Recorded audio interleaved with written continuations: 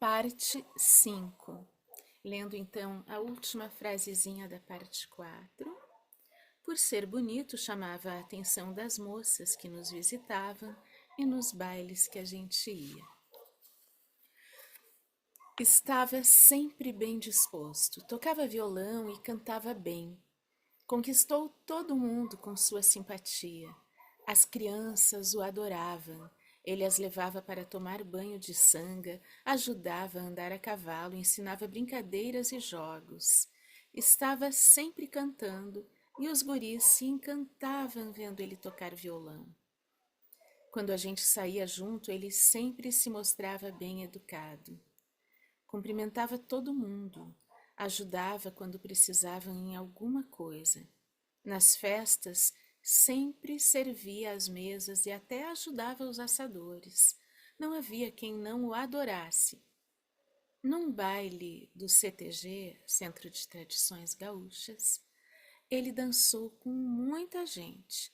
Também me convidou para dançar. Eu aceitei porque o Zé não parecia estar disposto. Só ficava nos cantos conversando com os homens e eu ficava sozinha na nossa mesa. Quando paramos e fomos para a mesa, o Zé estava lá nos esperando de cara amarrada. Censurou o irmão discretamente. Por que tu não dança com as solteiras? Ele achou que era brincadeira. Que isso, mano? Eu sou teu irmão e ela é minha cunhada. O Xande saiu alegre para outra mesa e lá tirou outra moça para dançar. Aí eu vi que o Zé não havia gostado de me ver dançando com o cunhado. Não fica bem uma mulher casada dançar com outra pessoa que não seja o marido. Ora, ele é teu irmão mais moço, um menino. Um menino que já faz outro menino se facilitar. Mas ele dançou com muito respeito e aqui todos sabem que é teu irmão. Pode ser irmão, mas não interessa.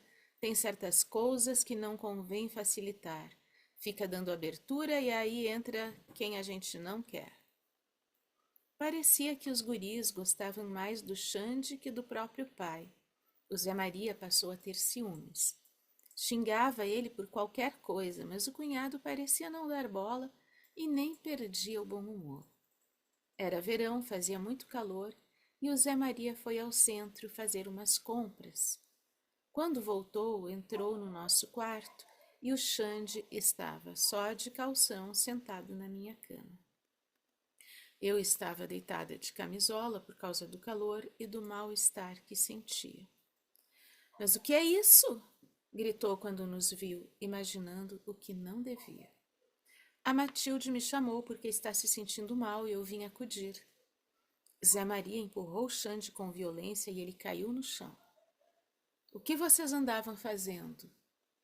Eu reagi, mesmo tonta, com a mão na cabeça. Que é isso, homem? Eu andei vomitando.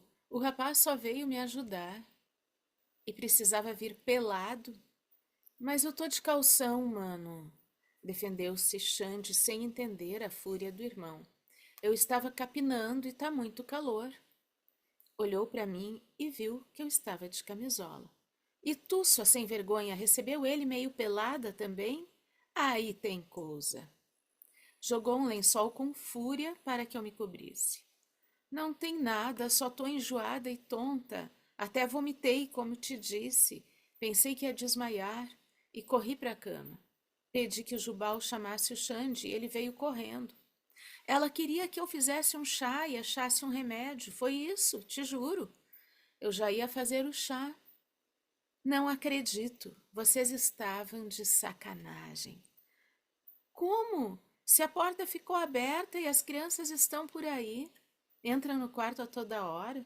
Como a gente faria alguma coisa errada com elas nos olhando, homem? Até os empregados entram em seguida. Não tem lógica o que tu fala. Zé Maria olhou para Xande e determinou.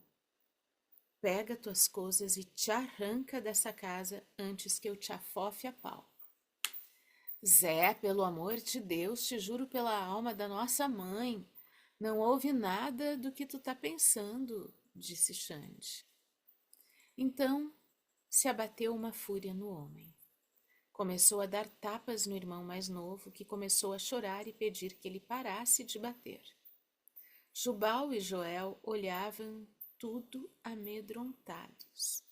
Xande foi até seu quarto e arrumou como pôde a sua mala e saiu a pé, chorando.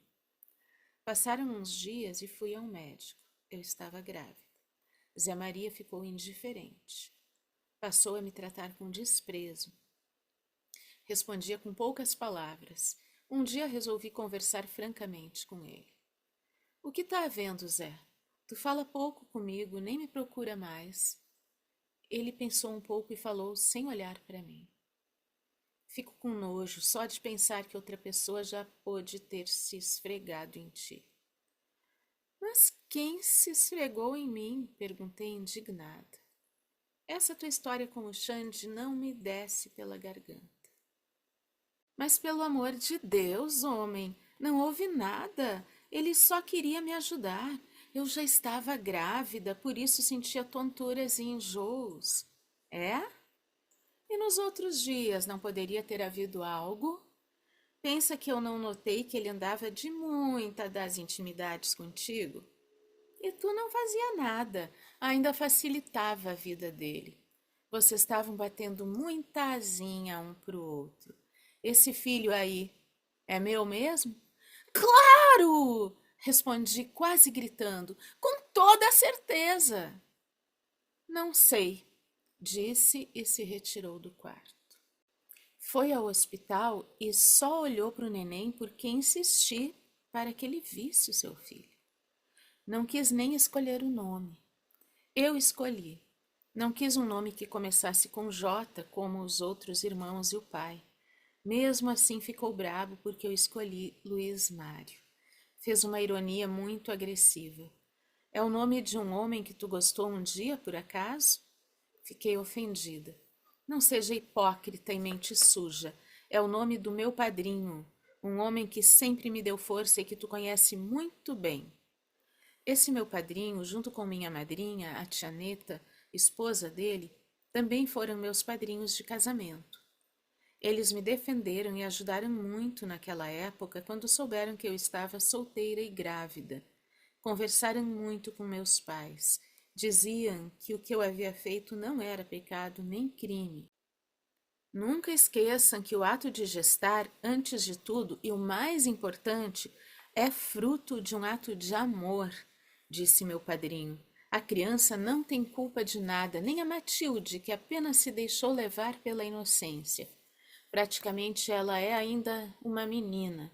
Na realidade, ela não foi orientada nessa questão sexual. Ela ignorava as consequências.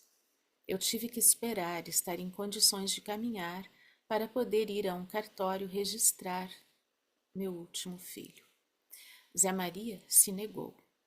Meus padrinhos Luiz Mário e Tia Neta já haviam batizado o Joel, então convidamos outros amigos, o Darcy e sua namorada na época, que eu me esqueci o nome, porque depois de um tempo eles desmancharam o namoro e ela não deu mais nas vistas. Eles batizaram meu filho. Mesmo a contragosto, Zé foi à igreja nesse dia, mas não pegou o filho no colo. Meus pais já haviam me perdoado e esquecido que eu casei grávida. Ficaram felizes com os netos.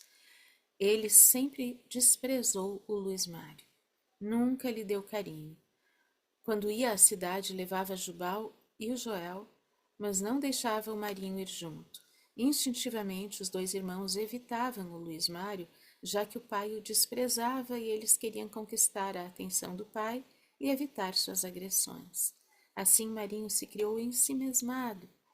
Brincava sozinho, fazendo os próprios brinquedos. Era isso que eu tinha para te contar, disse Catiele. Talvez explique o comportamento do teu pai com relação a ti, o porquê daquele desprezo. Luiz Mário estava comovido. Limitou-se a aproximar o corpo do volante do carro e ficar olhando em algum ponto não definido enquanto acariciava o próprio queixo. Vamos fazer o seguinte. Domingo, vai lá em casa almoçar com a gente. O pai e a mãe disseram que vão gostar de te rever. Está bem. Aceito o convite. Obrigado por ter me contado essa história. Que nada, acho que era obrigação minha. Só espero que deixes de odiar a tua mãe. Ela não merece. Ela é uma pobre coitada, ignorante, nunca teve uma educação refinada. No tempo dela, as mulheres eram educadas para serem apenas esposas, fazer o trabalho do lar e procriar. Ah, para domingo tenho que te alertar uma coisa. Não fale em política com os meus pais. Eles sabem ser legais, mas são muito conservadores. Tenho atritos com eles. O pai é um milicão. Acha que só uma disciplina militar pode colocar em ordem um país. É viúvo da ditadura. Bom saber, mas eu não tenho partido político e nem me ligo muito em política. Se eu me definir, pode afetar meus negócios. Tenho que vender tanto para capitalista como para comunista. Ela começou a espirrar. Tem lenço de papel no porta-luvas, se precisares. Obrigada. É a minha rinite que não me dá sossego. Começa a mudar a temperatura e essa coisa aparece para me incomodar. Ao abrir o porta-luvas, ela viu que ele carregava um revólver. E essa coisa assustadora aqui. Presente de um cliente lá do norte do país. Quando viu que eu andava desarmado, me deu esse revólver dizendo que lá a coisa não era brincadeira. Havia muitos assaltos e eu chamava a atenção por lidar com negócios poupudos. Realmente fiquei sabendo de muitos casos de violências, mas felizmente nada aconteceu comigo. Pensei até em me desfazer dessa arma, mas meu advogado me aconselhou a guardar. Lido com muito dinheiro e isso pode atrair os amigos do alheio. Basta dar na vista. Mas ele me aconselhou que fizesse uma escola de tiro. Lidar com uma arma não é só apertar o gatilho, me alertou. E realmente tinha razão. Procurei um amigo, o Horst Oskar Lippold. Ele me levou até a SOCEP, Sociedade Concórdia de Caça e Pesca, e me deu várias dicas de como atirar, como manter a limpeza do instrumento, questão de segurança. Até me orientou como proceder para tirar a licença de portador de armas de fogo. E tu pretendes usar isso? Ele fez um silêncio antes de responder. Já usei. Sério? Como foi? Casualmente para defender o Delfino e a Rejane. Eles noivaram e comemoramos num restaurante afastado. Eles estavam com os pais dela. Voltávamos para casa. Delfino ia com seu carro na minha frente e parou num semáforo. 3 indivíduos apareceram. Um postou-se na frente do carro, apontando uma arma. Outro foi até o lado do motorista, gritou alguma coisa e atirou, quebrando o vidro do carro. Não raciocinei direito. Peguei esse revólver e saí atirando. 2 tiros derrubaram o que estava ao lado do carro. Ele deixou cair a arma. O que estava na frente atirou, quebrando o vidro dianteiro do carro do Delfino. Eu me abaixei e saí pelo lado direito. Me joguei no chão e atirei na coxa do bandido. O terceiro deitou o cabelo. Nessa época eu tinha uma namorada. Logo que percebeu que era um assalto, ela correu até um orelhão e telefonou para a polícia. Eu queria ver se a turma do Delfino estava bem. Eles saíram do carro e correram para o meu. O cara que eu havia atingido primeiro agonizava deitado no meio-fio e o que eu atingi na coxa não conseguia se levantar e ameaçava atirar em quem se aproximasse. Nesse meio tempo apareceram curiosos e o trânsito parou. Algumas pessoas sugeriam o linchamento dos bandidos, mas ninguém ousava se aproximar. O ferido na coxa ameaçava atirar. No meu serviço é preciso muita fotografia, então comprei várias máquinas fotográficas e uma está sempre comigo. Aliás, peguei esse hábito no tempo que tinha banda. Precisava de fotos para promover os conjuntos. Bati fotos de tudo que pude, tudo que poderiam ajudar num possível processo. Em seguida apareceu uma viatura da Brigada Militar. Cruz, credo, tu tens sangue frio? Se eu estou numa situação dessas, acho que eu desmaiava. Mas eu estava uma pilha de nervos. A ficha caiu, né? No calor da coisa, a gente nem raciocina. Apenas age como um animal e também encara os outros como animais. Achei que tinha matado um dos bandidos. Pensei em atirar fora a arma, não a usar nunca mais. Dizem que psicologicamente a gente se sente mais à vontade para alvejar alguém depois que provoca a primeira vez. Isso mexia com a minha cabeça. E os teus amigos, como estavam? A Rejane e a mãe dela choravam copiosamente. O Delfino e o sogro dele procuravam acalmá-las. Eu andava de um lado para o outro até que minha namorada tentou me acalmar. Ao registrar o caso, pedimos aos policiais que mantivessem nossos nomes em sigilo, pedindo para o pessoal da imprensa não divulgar nossos nomes e fotos. Temíamos alguma represália. Alguém morreu? Amanhã continua.